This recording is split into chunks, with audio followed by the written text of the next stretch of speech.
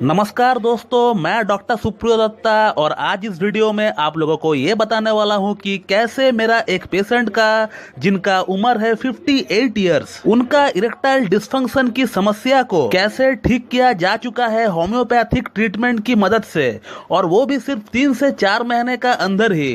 तो चलिए हम लोग वीडियो को स्टार्ट करते हैं। तो दोस्तों, ये जो मेरा पेशेंट है ये छत्तीसगढ़ रायपुर से है और ये एक कॉलेज की प्रोफेसर है। इनका एज है 58 इयर्स और आज से 4 साल पहले ही इनको एक बार अपना दिल का दौरा पड़ चुका है और इनको टाइप 2 डायबिटीज भी है पिछले 10 साल से, और इसके लिए वो एलोपैथिक गोलियां भी ले रहे हैं। और जब से इनको हार्ट अटैक आया, यानी आज से 4 साल पहले से ही इनका इरेक्शन आना बंद हो चुका था, इनका लिंग में तनाव आना बंद हो चुका था। इन्होंने अपना एंजियोप्लास्टी भी करवा लिया है, लेकिन फिर भी इनको इरेक्शन आना टोटली बंद हो चुका है पिछले 4 साल से। और पिछले 4 साल से इन्होंने काफी कुछ ट्राई किया है अपना प्रॉब्लम का इलाज करवाने के लिए, और इस प्रॉब्लम को सही करने के लिए इन्होंने काफी पैसा बर्बाद किया।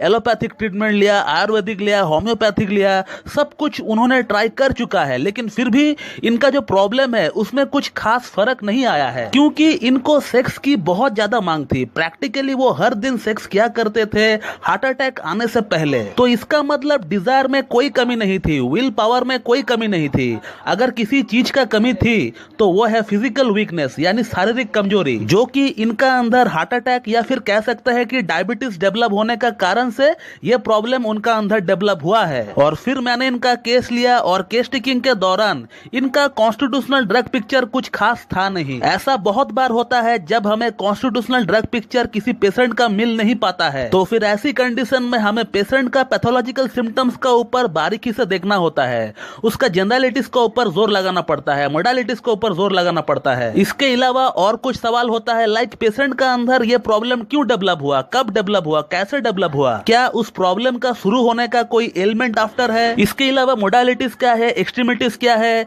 और उस प्रॉब्लम के साथ पेशेंट को और क्या प्रॉब्लम होता है। तो फिर इन सवालों का आंसर अगर प्रॉपरली पाया जाए पेशेंट से, तो फिर पेशेंट का प्रॉब्लम को सॉल्व करना बहुत ही आसान हो जाता है एक डॉक्टर के लिए। अब बेसिकली ये जो पेशेंट है इनको इरेक्टाइल डिस्फंक्शन की ही प्रॉब्लम थी, और इरेक्टाइल डिस्फंक्शन के साथ साथ इनको डायबिटीज थी, और डायबिटीज के साथ साथ इनको थोड़ी बहुत हार्ट डिजीज भी थी। इसके अलावा इनको एंजाइटी बहुत ज्यादा हुआ करता था, एंजाइटी विथ ट्रेमलिंग, यानी थोड़ा सा एंजाइटी होने पर इनका हाथ पैर और चेस्ट रीजन में ट्रेमलिंग हुआ करता था। और इनका ये जो प्रॉब्लम स्टार्ट हुआ था वो हार्ट अटैक होने का बाद से इनको स्टार्ट हुआ था, उससे पहले ये ठीक थे, यानी हार्ट अटैक के बाद से इस इंसान में ये प्रॉब्लम डेवलप हुआ है। इसके अलावा हमें और 4 प्रोमिनेंट जनरलिटीज देखने को मिले इस पेशेंट में, यानी ये जो पेशेंट है इनको हंसी बहुत ज्यादा आता है, एकदम हंस हंस कर लूट पुट हो जाता है पेशेंट। और ये बात मैंने केस टेकिंग के दौरान बहुत बार नोटिस किया है। और अजीब बात तो ये है कि ये जो पेशेंट है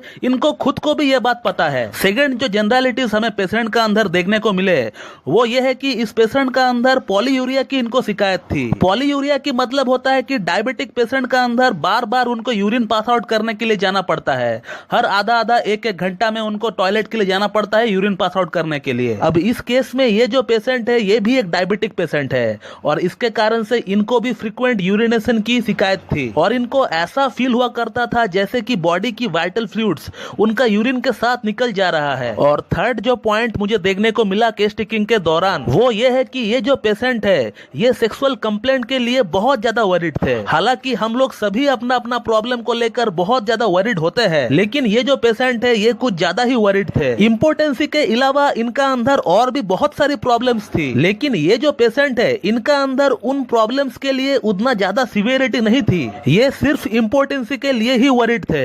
और इस तरह की सोच को इंग्लिश में कहते हैं सेक्सुअल हाइपोकॉन्ड्रियासिस। क्योंकि जब मैंने इनको पूछा कि आपको इरेक्टाइल डिस्फंक्शन के साथ साथ और क्या प्रॉब्लम है, तो उनका तरफ से रिप्लाई आया कि मैं फिट एंड फाइन हूँ, मुझे कोई भी प्रॉब्लम नहीं है, सिर्फ इम्पोर्टेंसी को छोड़कर आप सिर्फ मेरा इम्पोर्टेंसी को दूर कर दे। हालांकि इनका अंदर इतनी सारी प्रॉब्लम्स थी, जब मैंने उनको एक एक करके पूछा तब वो जो है तब एक एक करके वो मुझे बताने लगे। और अगर मैं उनको ये प्रॉब्लम्स के बारे में नहीं पूछता तो फिर ये जो है मुझे इन प्रॉब्लम्स के बारे में वो इन्फॉर्म भी नहीं करते। और इस चीज को हम लोग सेक्सुअल हाइपोकॉन्ड्रियासिस कहते हैं, यानी ये जो है बहुत ज्यादा वरीड थे अपना सेक्सुअल कंप्लेंट को लेकर, और इनको किसी तरह से ओवरकम करना है अपना प्रॉब्लम से। और चौथा जो बात मुझे देखने को मिला इस केस में वो ये है कि sensation as if falling from a great height, यानी इनको हाइट से यानी ऊंचाई से गिरने का सपना आया करता था। और इनका जो मोडालिटीज है वो ये है कि इनको खुली हवा ओपन एयर बहुत ज्यादा पसंद है, लेकिन वो हवा ठंड नहीं होना चाहिए, कोल्ड विंड नहीं होना चाहिए। और इन सिम्टम्स को मद्देनजर रखते हुए हम लोगों ने इनको चाइना का 1M का एक सिंगल डोज पहले दिया, और उसके बाद से हम लोगों ने मॉस्कस नाम का एक होम्योपैथिक मेडिसिन है MOSCHUS, उसको हम लोगों ने LM पोटेंसी में चलाया 0/1 से स्टार्ट किया गया था। फिर उसके बाद जो है हर महीना उसका पोटेंसी को हम लोग बढ़ाते गए, और पहले एक महीने का अंदर तो मेडिसिन का कुछ खास असर पड़ते हुए हमें नहीं दिखा, लेकिन जैसे जैसे ट्रीटमेंट 1.5 से 2 महीना हो रहा था, पेशेंट का सपनों में लैसिवियस ड्रीम्स आना स्टार्ट हो चुका था, और सपनों में लिंग में थोड़ी बहुत तनाव भी आ रहा था, लेकिन वो सपनों में ही आया करता था।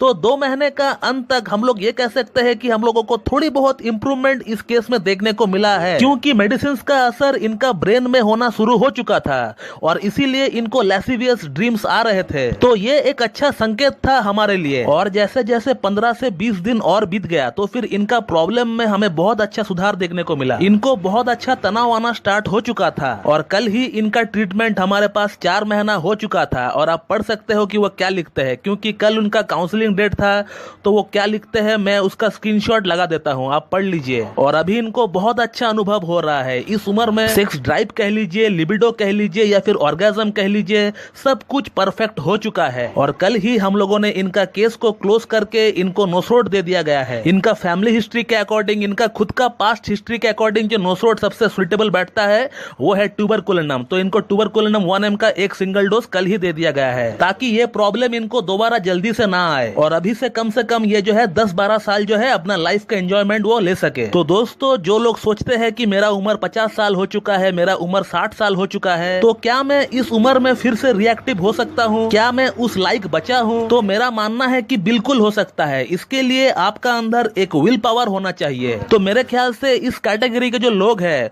उन लोगों को ये वाली वीडियो बिल्कुल देखना चाहिए। अंदर से एक इच्छा होना चाहिए, अंदर से एक जज्बा होना चाहिए कि मैं कर सकता हूँ। और इस सोच को लेकर अगर आप किसी एक अच्छी क्लासिकल होम्योपैथ के पास से अपना ट्रीटमेंट को चलाएंगे तो फिर आपको बिल्कुल इंप्रूवमेंट देखने को मिलेगा। दोस्तों, आप बिल्कुल ठीक हो सकते हैं। Age doesn't matter, the thing which actually matters is your will power. कि मुझे ठीक होना है, एक पॉजिटिव फ्रेम ऑफ माइंड आपका अंदर डेवलप करना होगा, तभी जाकर आप जो है दोस्तों ठीक हो पाएंगे। तो मैं ये वीडियो स्पेशली उन लोगों के लिए बनाया हूँ जो लोग मुझे पूछते हैं कि मेरा उम्र 60 साल है, मेरा उम्र 50 साल है, क्या मैं पहले की तरह ठीक हो सकता हूँ? आपका गाड़ी फिर से पटरी पर आ सकता है, लेकिन आपको इसके लिए खुद को प्रयास करना होगा, और इसके लिए आपको ट्रीटमेंट लेना होगा। ऐसा नहीं कि खुद से सेल्फ मेडिकेशन करना है। सेल्फ मेडिकेशन करेंगे, जिंदगी में आपको कोई भी परिणाम नहीं मिलने वाला होम्योपैथिक मेडिसिन का, उल्टा उसका जो है साइड इफेक्ट ही आपको देखने को मिलेगा। तो दोस्तों, मैं इस वीडियो को यहीं पे एंड करना चाहूंगा। तो मैं उम्मीद करता हूं कि आप लोगों को मेरा ये वीडियो पसंद आएगी, और मेरा ये जो वीडियो है आप लोगों के लिए लाभकारी साबित होगी। और इसी तरह मुझसे जुड़े रहने के लिए मेरा YouTube channel homeo care tips को लाइक करें, शेयर करें, सब्सक्राइब करें, और बेल आइकन को दबाना बिल्कुल भी ना भूलें दोस्तों। So thank you very much and have a good day.